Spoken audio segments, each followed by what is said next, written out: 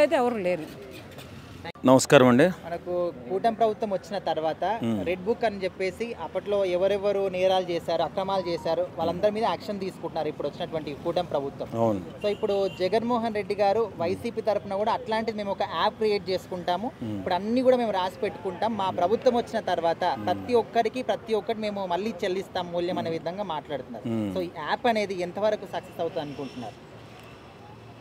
ఇప్పుడు జగన్మోహన్ రెడ్డి గారు ఒక నీతివంతమైన పాలన, నిజాయితీ గల పాలన, ఏమంటారు రాజకీయాలలో కొత్త వారి బూతులు ఎక్కువగా మాట్లాడినటువంటి పాలన చేసిన ఆయన ఏం చెప్పి ఆయన ఫీల్ అవుతున్నాడు. వాస్తవంగా యాప్ అనేది ఇప్పుడు తయారు చేయలే. ఎప్పుడైతే అది మన వైఎస్ఆర్సీపీ ప్రభుత్వం ఫామ్ అయిన ఒక 6 నెలల తర్వాత యాప్ తయారైంది. ఎందుకంటే వీళ్ళు ఎంత ఘోరంగా అదే కొత్తగా ఏదో ఏమంటారు కొత్తగా పదవి వస్తే ఎలా ఉంటుందో అలా తయారైపోయాడు. అంటే అనుకోకుండా 151 సీట్లు వచ్చేసరికి ఎక్కడ కళ్ళు కనిపించలా, మానవత్వం ఎక్కడ కనిపించలా, నిజాయితీ ఎక్కడ కనిపించలా. పవన్ కళ్యాణ్ గారు లాంటి ఒక మహోన్నతమైన వ్యక్తి, సొంత డబ్బులతో రాజకీయాలు చేసేటటువంటి వ్యక్తి, అతను సొంత పార్టీ నడుపుకుంటూ తన సొంత డబ్బులతో పేదవాళ్ళని కాపాడుకుంటూ ముందుకు సాగుతున్నటువంటి వ్యక్తిని ఈ వ్యక్తి రాకూడదు అనేసి ఉచ్చనీచాలు లేకుండా పార్టీ వాళ్ళందరితోని ఇష్టం వచ్చిన రీతిలో తిట్టించినప్పుడే పవన్ కళ్యాణ్ అభిమానులు కానీ, పవన్ కళ్యాణ్ దగ్గర వాళ్ళు కానీ, లేకపోతే పవన్ కళ్యాణ్ సామాజిక వర్గం కానీ ఇందరూ కూడా పెద్ద యాప్ గుండెల్లో కట్టేసుకున్నారు, గుండెల్లో పెట్టేసుకున్నారు. ఎవరు జగన్మోహన్ రెడ్డి అనేవాడు ఇక జీవితంలో అతను కట్టె కాలే వరకు కూడా మనం అతను సీఎంగా చూడకూడదని చెప్పి పెద్ద యాపే పెట్టుకున్నారు వీళ్ళు. ఈ మధ్యనే పెట్టుకున్నాడు ఇతను, చిన్న యాప్ పెడతాడంట. ఇప్పుడు నిజాయితీ పరిపాలన చేసి ఎలాంటి కక్షలో కార్పణ్యం లేనటువంటి పరిపాలన చేసి ఉంటే ఇలాంటి మాటలు మాట్లాడితే చెల్లుతుంది తప్ప, దుర్మార్గమైన పరిపాలన చేసి గొప్ప వాళ్ళని కూడా వాళ్ళ క్యారెక్టర్ అసాసినేషన్ చేసేసి వాళ్ళని ఏదో తక్కువగా చూపించాలని ప్రయత్నం చేసి బూతుల రాజ్యాన్ని నడిపినటువంటి వ్యక్తి జగన్మోహన్ రెడ్డి. సార్ ఇప్పుడు ఒకవేళ ఈ యాప్లో నేరాలు చేసిన వాళ్ళే పేర్లుంటే వైసీపీ వాళ్ళే 90% పేర్లు ఉంటాయని కూడా ప్రజలు అంటారు. అవును, యాప్లో అందరూ అదే అక్కడే అప్లోడ్ చేస్తారు కదా. అరే బాబు, నువ్వు ఇప్పుడు పవన్ కళ్యాణ్ అభిమానులు ఏం అప్లై చేస్తారు?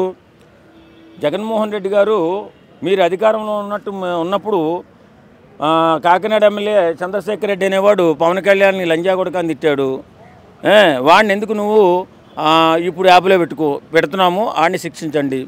రెండోది బోరగడ్డ అనిల్, నీ బామ్మద్ది బోరగడ్డ అనిల్ జగన్ మా బావ అన్నాడు. అందరికీ అన్న అయితే ఆయనకి బావ, మా కుటుంబం అన్నాడు. మరి ఈ ఎస్సీ అతను రెడ్డి, మరి ఏ కుటుంబం అయిందో నాకు తెలియదు. కానీ నిజంగా అతను ఉచ్చనీచాలు లేకుండా చంద్రబాబు నాయుడు గారిని కానీ అలాగే లోకేష్ బాబుని కానీ చంపుతానని, నరుకుతానని, పవన్ కళ్యాణ్ గారి పిల్లలను మానభంగం చేస్తానన్నప్పుడు జగన్మోహన్ రెడ్డి అనేవాడు ఎక్కడున్నాడో, నిజంగా చెవిలో ఏమన్నా పెట్టుకున్నాడా వినపడకుండా, లేకపోతే నోట్లో ఏమన్నా పెట్టుకున్నాడా? ఒక మన రెడ్డి ఉంది కదా, మన రోజారెడ్డి, ఆమె ఇచ్చినటువంటి రొట్టె ఏదన్నా నోట్లో పెట్టుకున్నాడో తెలియదు. కానీ అంత ఘోరంగా ఒక రాజకీయ నాయకుడిని నీచంగా తిడుతున్నప్పుడు ఒక్కరైనా అరే ఇది తప్పురా, ఆడెవడో మన పార్టీ వాడు కాదు, ఎవడో వీధిని పోయేటటువంటి ఓ పిచ్చి కుక్క లాంటి వాడు బోరగడ్డ అనిల్ కుమార్, మరి వాడినైనా అరెస్ట్ చేయాలి కదా.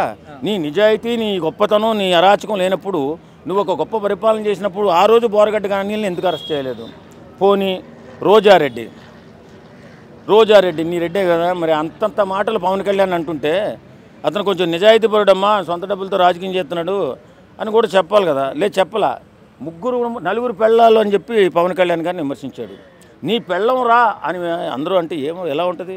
ఇప్పుడు మనకు తెలుగులో సాంప్రదాయం ఉంది, భార్య 3 భార్యలు చేసుకున్నాడు, 4 భార్యలు చేసుకున్నాడు, 4వ భార్య నేనే అని చెప్పి చెప్పుకోవచ్చు కదా. భార్య అన్న వాడచ్చు కదా, పెళ్ళాన్ని ఎందుకు వాడాడు?